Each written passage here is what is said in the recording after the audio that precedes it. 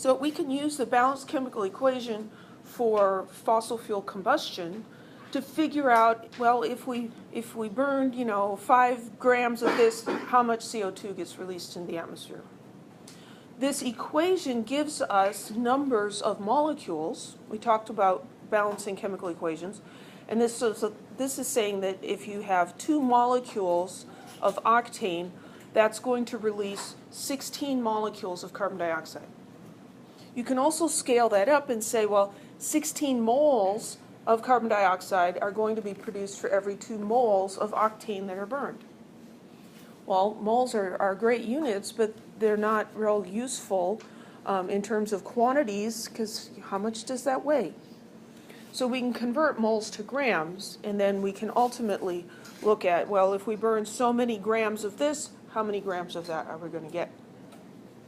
So the coefficients in the chemical equation tell us relative amounts of moles of each substance.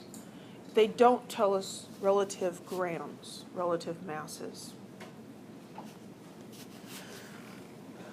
So it all comes down to this chemical equation, and by using the law of conservation of mass and balancing those equations, by balancing the atoms on each side of the arrow, we can come at this balanced chemical equation that gives us the relationship between reactants and products.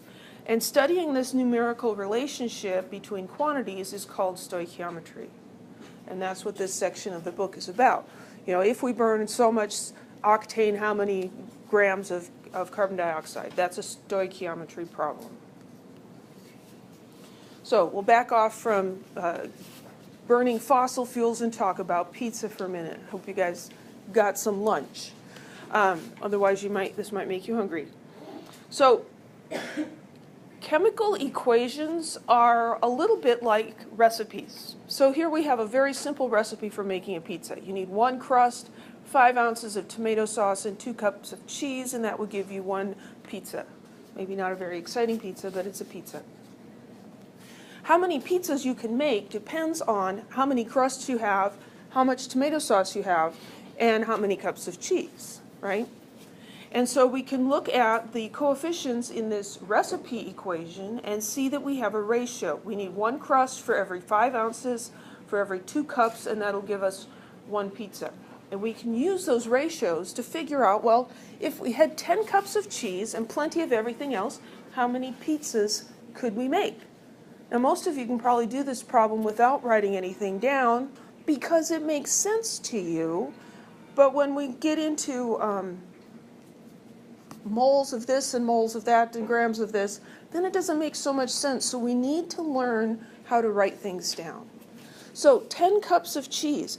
This comes down to being a dimensional analysis problem where the conversion factors come from the coefficients in the equation. So 10 cups of cheese. And we want to know how many pizzas.